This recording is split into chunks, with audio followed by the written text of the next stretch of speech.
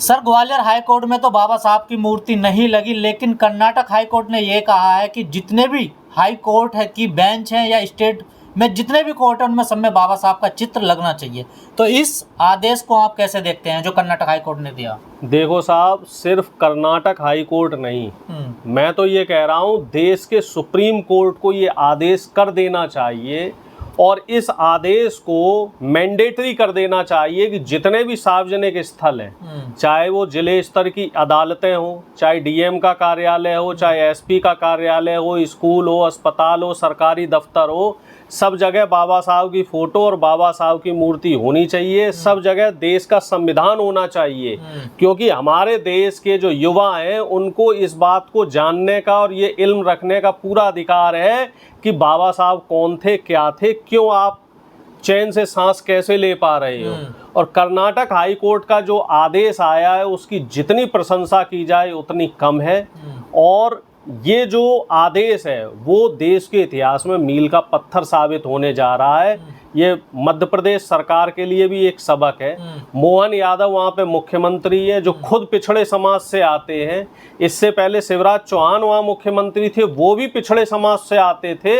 और ये मध्य प्रदेश का दुर्भाग्य है कि एक पिछड़ा मुख्यमंत्री जो संविधान की वजह से मुख्यमंत्री बना हुआ है, नहीं तो कहीं गाय भैंस चरा रहे होते, कहीं गुलामी कर रहे होते।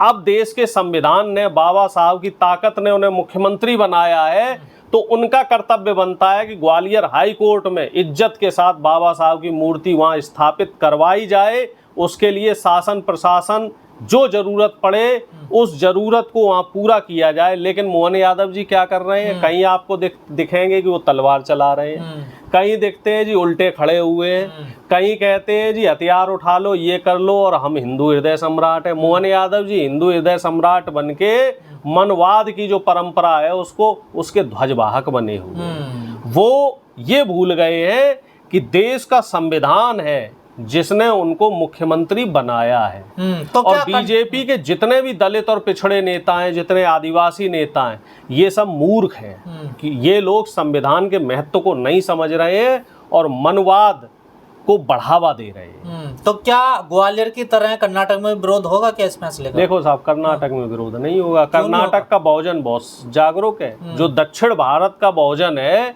वो बहुत जागरूक है। कर्नाटक हो, तमिलनाडु हो, तेलंगाना हो, इन तमाम राज्यों में वहाँ शिक्षा, लोग वहाँ शिक्षा के महत्व देते हैं। पर जातिवाद तो है ना उधर भी। देखिए, जातिवाद तो हमारे देश में रहेगा। जब तक इस देश में मनवाद रहेगा तब तक जातिवाद रहेगा, क्योंकि मनवादी लोग जाति व्यवस्था को खत्म नहीं होने देना चाहते हैं। लेकिन वहाँ का जो बहुजन है, जो वहाँ का दलित है, जो वहाँ का पिछड़ा है, चाहे कर्नाटक हो चाहे तमिलनाडु हो, वो इतना सजग है, इतना जागरूक है कि उन मनवादियों के सामने झुकता नहीं है। तो क्या ग्वालियर हाई कोर्ट को भी सीख लेनी चाहिए कर्नाटक हाई कोर्ट से?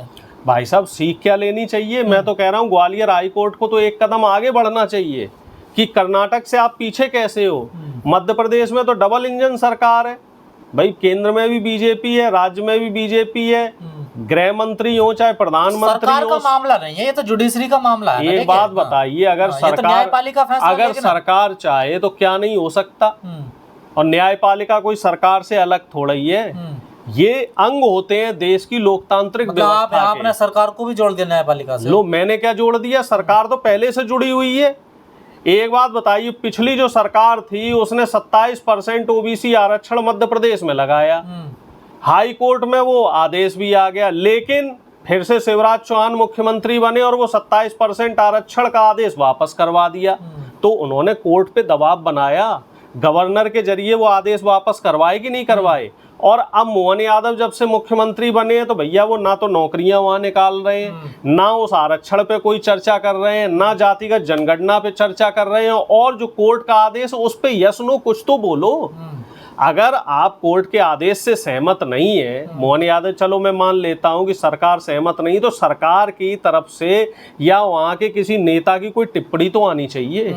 अगर उनकी टिप्पणी नहीं आ रही है तो जाहिर सी बात है कि ये लोग मिले हुए हैं। और मिले हुए क्यों है? क्योंकि ग्वालियर हाई कोर्ट पे जो लोग विरोध करने वाले हैं उनके नारे देखो, सब आरएसएस के लोग हैं। सब नारे कौन से लगा रहे हैं? सब हिंदू राष्ट्र बनाएंगे और जय श्री राम, और मोदी जी हिंदू हृदय सम्राट हैं। सारे के सारे, सबके आप आधार कार्ड लो और आधार कार्ड से चेक करो कि सब बीजेपी के लोग मिलेंगे। शिक्षा जरूरी है, जो शिक्षित लोग हो जाते हैं वो भेदभाव, छुआछूत, जातिवाद करते नहीं है। ये तो सारे एडवोकेट्स हैं। देखिए, एडवोकेट तो हैं, लेकिन इनके अंदर मनवाद पनप रहा है। इन एडवोकेटों की जातियां देखिए, विरोध करने वालों में से कितने दलित पिछड़े हैं, ये बता दो आप हमें।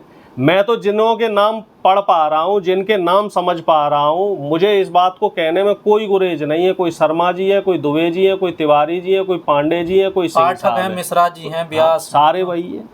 सारे के सारे वही लोग हैं जिन लोगों ने जाति बनाई, जिन लोगों ने संविधान का विरोध किया, जिन लोगों ने बाबा साहब के संविधान की प्रतियां जलाई, जिन लोगों ने जयपुर में मनु की फोटो लगाई, मनु की मूर्ति लगाई, और जो लोग दलितों के, पिछड़ों के और आदिवासियों के मुंह पे मूत्र विसर्जन करते हैं, इन लोगों को बाबा साहब हजम नहीं होते। जयपुर में जब मनु की मूर्ति लगी तब कांग्रेस की सरकार थी ना। देखिए, अब पुरानी बातों को पे मत जाइए, पुरानी बातों पे मत जाइए अब, क्योंकि अगर उस समय कांग्रेस ने गलती करी तो कांग्रेस को उसका खामियाजा भी भुगतना पड़ा। ये बात तो राहुल गांधी जी ने खुद कही है कि हमारी सरकारों में, पूर्ववर्ती जो सरकारें रही हैं, उनमें निश्चित तौर पे दलितों और पिछड़ों की अनदेखी हुई है। और अब राहुल गांधी जी की भी दरियादिली है कि वो अपनी गलती को मान रहे हैं कि जो पुरानी गलतियां हुई हैं, जो पुराने कुछ नेताओं ने गलतियां की हैं, उन गलतियों को सुधारने के लिए अब जहां जहां भी हमारी सरकारें हैं, तो दलितों और पिछड़ों की बेहतरी के लिए जो काम किए जा सकते हैं वो काम किए जा रहे हैं। अभी जो तेलंगाना में जाति जनगणना हुई है, उस जनगणना में 74 पॉइंट बना के सवाल किए गए हैं, और उसकी रिसर्च के लिए विदेशों से भी लोग आए हुए हैं। लेकिन प्रोफेसर साहब, मूर्ति तक मामला नहीं रहा। आप तो ये कह रहे हैं अनिल मिश्रा या तमाम ऐसे स्वामी हैं जो, और ऐसे महाराज हैं कि बाबा साहब ने संविधान लिखा ही नहीं है, वो निर्माता नहीं है। असली निर्माता जो है वो बी एन राव हैं। देखो साहब, इन लोगों का बस चले तो ये लोग तो ये कह दें कि साहब जो संविधान है वो सावरकर ने लिखा, संविधान जो है नाथूराम गोडसे ने लिखा, संविधान जो है वो गोलवलकर ने लिखा, संविधान जो है वो हेडगवार ने लिखा। इन लोगों का बस चले तो जो 5 आरएसएस के नेता हैं, मुख्य नेता, उन्हीं को इस देश का पंच परमेश्वर बना दें।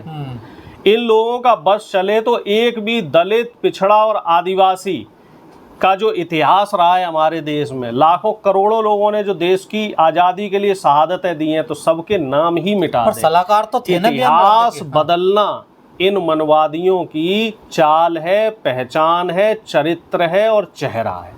ये लोग इतिहास बदलते हैं। अब रही बात बी एन राव साहब की, ठीक है, उनका मान है, सम्मान है, वो तो देखो मान सम्मान बाबा साहब भी कह गए कि आंशिक रूप से इन्होंने सहयोग किया। अगर कोई बुद्धिजीवी व्यक्ति है, कोई प्रोग्रेसिव व्यक्ति है, और वो देश के संविधान के लिए, देश की 90% आबादी के लिए कोई काम करना चाहता है, तो उसका स्वागत है, सम्मान है।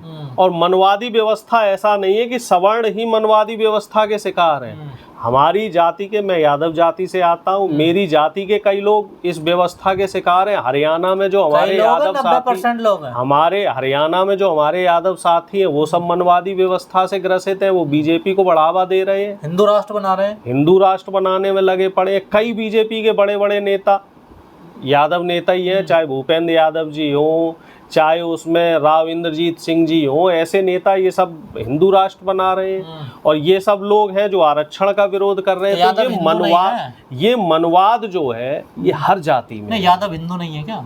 देखो, हिंदू जो धर्म है वो बड़ा ही इसमें रिसर्च का विषय है। कई लोग ये कहते हैं, जो बुद्धिजीवी लोग हैं, जो इतिहास के जानकार लोग हैं, वो ये कहते हैं कि हिंदू धर्म 1918 में आया, जब अंग्रेजों ने वोट डालने का अधिकार दिया। तब सबने लिखा कि साहब हम हिंदू हैं। हिंदू में कौन है जी? ब्राह्मण हैं, यादव हैं, जाटव हैं, तेली हैं, तमोली हैं, ये है। इससे पहले जो हमारा इतिहास है, जो मेरी अपनी समझ है, सब ये कहते हैं कि एक सनातन देश हुआ करता था। सनातन, पुरातन, उसे आप कुछ भी कह लीजिए, क्योंकि हमारे देश में जो इतिहास है वो एक्चुअल इतिहास ना तो कभी लिखा गया, ना बताया गया, ना पढ़ा गया। चलिए ठीक है, अब इस फैसले का क्या होगा जो कर्नाटक हाई कोर्ट ने देखो, दिया है, क्या इसका कोई असर देश भर में पड़ेगा? आप देखिए। कर्नाटक हाई कोर्ट ने जो फैसला दिया है वो पूरे देश के लिए एक नजीर साबित होगा। और मैं इसमें कर्नाटक हाई कोर्ट का और कर्नाटक सरकार की पूरी तारीफ करना चाहता हूँ और खुले दिल से तारीफ करना चाहता हूँ। सरकार की क्यों तारीफ कर रहे हैं? क्यों भैया, सरकार साथ दे रही है। कांग्रेस की सरकार है तो आपको पेट में दर्द हो रहा है, तो और बीजेपी की सरकार है तो आप लोग खुश हो जाओगे कि बीजेपी की सरकार में बाबा साहब की मूर्ति नहीं लग पा रही है, और कांग्रेस की सरकार में अगर बाबा साहब की मूर्ति लग रही है तो आप लोगों को तकलीफ है। कांग्रेस की सरकार में तेलंगाना में जातिगत जनगणना हो गई तो आप लोगों को तकलीफ है। अभी तो कर्नाटक में भी जाति जनगणना होने वाली है। सब जगह जहां जहां हमारी सरकार है, इंडिया गठबंधन की सरकार है, सब जगह हर कोर्ट में और हर सरकारी दफ्तरों में बाबा साहब की मूर्ति लगेगी, क्योंकि बाबा साहब देश के संविधान के रचयिता हैं। बाबा साहब बहुजनों के भगवान हैं, बहुजनों के मसीहा हैं। और इस देश की 90% आबादी, जिसमें महिलाएं भी आती हैं, जिसमें मातृशक्ति भी आती है, उनको मुख्य धारा में लाने में अगर किसी का योगदान है तो सबसे ज़्यादा योगदान बाबा साहब का है। तो उसका श्रेय भी बाबा साहब को मिलना चाहिए। और एक बार फिर मैं कर्नाटक हाई कोर्ट का दिल की गहराइयों से धन्यवाद करना चाहता हूं। और मैं ये चाहता हूं कि इस देश की जितनी भी अदालतें हैं सब इसी तरह के साहसिक फैसले दें।